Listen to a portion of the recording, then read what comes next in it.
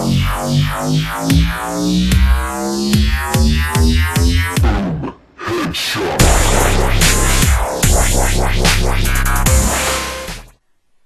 guys, Ryan here, and guess what I got? That's right, I got the Gurthalak Voices of the Deep. Obviously this isn't the 25-man heroic version, but it's the 10-man normal, which is just fine for me. Uh, After getting this sword, I absolutely love it. The tentacles that proc with this, and the extra damage that comes with those, is amazing. And I don't know what I did before it. It's amazing. I can see why people fawn over this weapon every raid they go into. Um, that gets me into my first point. You guys are probably wondering, Ryan, what do you think about the new patch leading up to MoP? And you know what? I'm glad you asked, because I'm on the fence about it. They made a lot of good changes, and a lot of changes that people obviously don't like.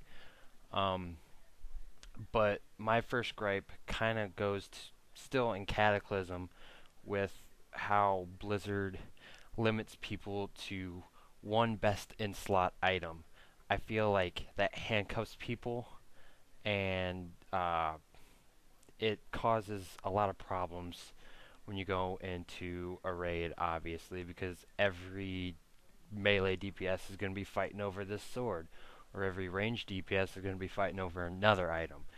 I feel like they should give people a lot more options for a best in slot instead of having one set item. That would solve a lot of problems in this game, but that's just me. I'm not a developer, and I probably will never be one. On to the patch 5.0.5 it's at right now. I actually like it. I thought I would hate the talent system a lot, but it makes the game, I don't want to say easier, but more fun for me to play, because I don't have to worry so much about, oh, am I the right spec, or do I have the right talents and the right points and the right trees. It's not that bad. You have 3 choices for each 15 levels, which works out great, because after you pick your specialization, you're not limited to one of the choices. You can pick just about anything, and it really it fits your playstyle. It's not a cookie cutter build, as people like to call it, and it's pretty awesome. Another feature they added, and you may have noticed or you may not have noticed, is you can queue up for a raid, a group, and a scenario at the same time. Obviously, if you one of them pops and you go into like an instance, your raid queue is going to pause. But I'm pretty sure you don't lose your place, which is kind of nice. When you get out of the instance, your raid time pops right back where it was, and I'm pretty sure you hold your place in line time-wise. You're not going to jump ahead of anyone who's waited longer than you, obviously. But it's a nice system, and the scenarios, I've only done a couple. But on the Horde side, it might be a bit too easy. People say that you can go in and just triple DPS those, but that's also, I found, not true, because if you don't have heals, it can become quite difficult. Obviously, as a paladin, I can kind of self-heal myself, which is nice, and that's another very welcome change. But 3 DPS, eventually someone's going to die, and then that's obviously not good, because it may lead to more wipes. But the scenarios are nice because they're short and quick, and sometimes the bags that you get from doing them, I got a nice tanking sword that's an idle level 384, which is equivalent to an LFR weapon, which is nice because I hadn't even worked on my tanking spec. And if I can go into a scenario and get a few pieces of my tank set now, I don't necessarily have to farm all those badges to buy all the tank gear so I can get into a raid with my tank spec now.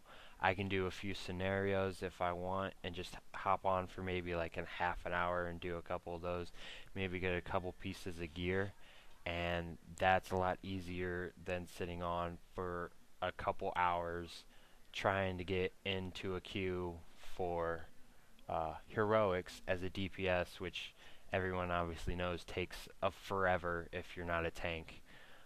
Even healers I know have had problems lately, which they should probably work on that too, but that's a different issue. I didn't get into the beta, or I didn't even at least try to get into the beta because I didn't think I'd actually like MoP, but me and my fiance do plan on getting it.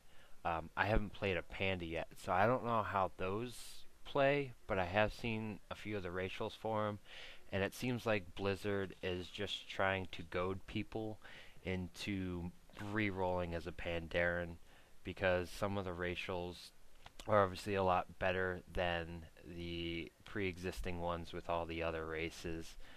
I feel like maybe they might switch a couple of them out later on after the release in a couple patches because some of them just seem a bit overpowered.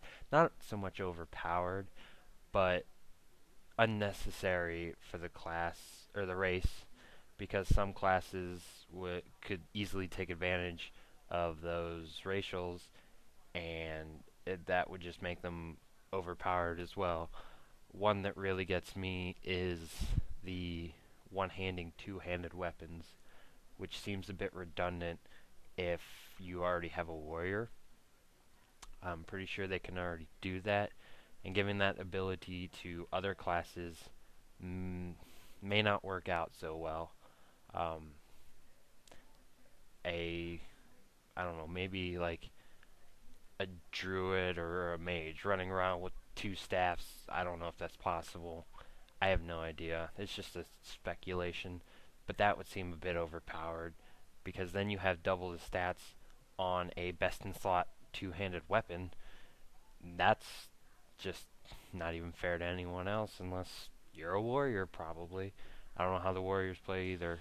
I've stuck to Pally for my whole WoW career, but I just feel like maybe down the line they could switch a few of the panda racials or maybe take a couple out. It's not a huge deal though. I want to get back on the subject of the sword. If you guys haven't really been paying attention to the video, some of the numbers that have popped up in my damage, I was shocked when I was doing this run. Granted, it's Magister's Terrace and it's just a transmog run. Um, I I was very impressed with the numbers I saw here, and obviously, the more enemies you have, the better chance that you have to proc one of those tentacles, which does even more damage. And if you can get more than one to proc, you're very lucky. I've noticed that on the training dummies in Orgrimmar, if I get two, it's about once every maybe 30 minutes. Maybe it's just my luck that's bad. I don't know. But I'm really pleased with the damage increase because I don't even have best in slot gear for raiding. And some of these numbers that I've seen, uh, I've never actually seen before in the game, and that's kind of impressive.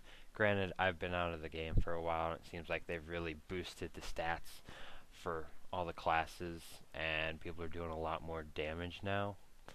But I didn't know that I could do like 100k crits on a training dummy and Orgrimmar with just the change of a weapon, which is a double-edged sword because it's nice to be able to do that damage, but if someone else has that weapon, it's pretty ridiculous that they could own you just as easily. I haven't done the PvP aspect of this game ever. I'm not a PvPer. I'm not that good at it, but I'm pretty sure this weapon in PvP, I've seen Bajira use it, and most of his videos, he's doing crazy damage, and I never see the guy die, but that's probably because he has people healing him, and warriors have that victory rush and everything.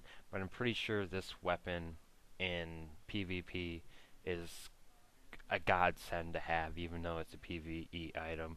Even there, you can tell I downed that boss before he could do anything. He just spawned the pet and he was down, which I was shocked. I've never done that before. But thanks for watching this video, guys. Let me know what you think in the comments. Make sure you guys like and subscribe this video so that you'll know when more of them come out. I plan on doing a lot more WoW videos with MoP coming out. I'm probably just going to do a bunch of leveling videos, and till next time.